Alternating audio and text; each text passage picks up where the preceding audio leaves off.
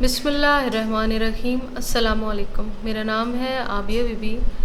میرا تعلق ہے army public school and college Faisal Karachi سے۔ پیارے بچوں، میں آپ سب کو ایپسکس آن لائن سپورٹ پروگرام میں خوش آمدید کہتی ہوں۔ سطح ہے اول تا سوم اور میں جماعت سوم کی اردو کی معلمہ ہوں۔ بچوں، آج جس درسی کتاب کے بارے میں پڑھنے جا رہے ہیں وہ ہے اردو کی درسی کتاب، صفحہ نمبر 52، سبق نمبر 4۔ آج کا ہمارا عنوان ہے نظم ہوا۔ ذرائع ہیں کمپیوٹر، موبائل، لیپ ٹاپ۔ بچوں، سب سے پہلے ہم تدریسی مقاصد سے آگاہی حاصل کریں گے، اس کے بعد سابقہ واقفیت کا جائزہ لیا جائے گا اور اس کے ساتھ ہی عنوان پر تبادلہ خیال کے بعد نظم کی بلند خوانی بھی کی جائے گی۔ بچوں، کسی بھی سبق کو پڑھنے سے پہلے تدریسی مقاصد سے آگاہی حاصل کرنی چاہیے تاکہ تمام طلباء نظم درست تلفظ اور روانی کے ساتھ پڑھ سکیں گے، مشکل الفاظ کے معنی جان سکیں گے اور اسی کے ساتھ ہی عنوان پر تبادلہ خیال کرنے کے بعد نظم کی بلند خوانی بھی کر سکیں گے۔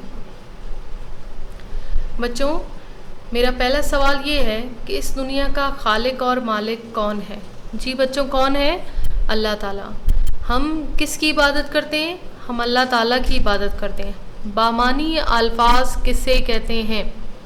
جی بچوں، کسے کہا جاتا ہے؟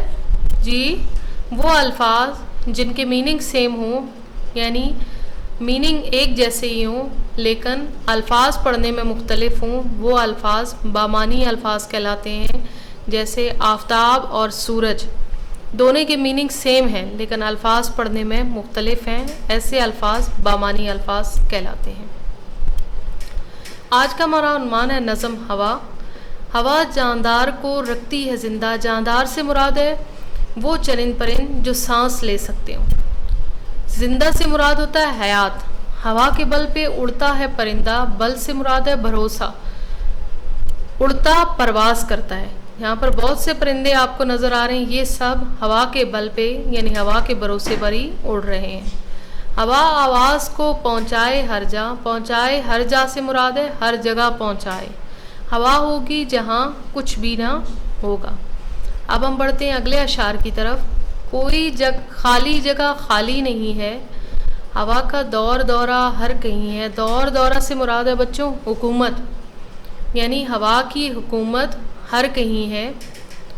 ہوا جب گرم ہوتی ہے ہلکی، جو ہلکی ہو تو اوپر کو ہے اٹھتی، جگہ لینے کو پھر اس کی ہوا ہی بڑی تیزی سے اس جانب بڑھتی۔ جانب سے مراد ہوتا ہے طرف۔ یہی وصف اس کا لائے سر جھونکے۔ وصف سے مراد ہوتا ہے بچوں خوبی۔ اس کا لائے سر جھونکے یعنی ٹھنڈے جھونکے، اسی سے خاک اڑے یعنی مٹی اڑے، طوفان اٹھے۔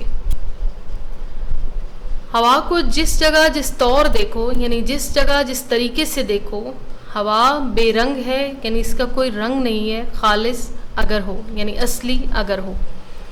ہوا کا وزن ہے اس کو جو تولو، ہوا پھیلے گی پچکے گی یہ جانو۔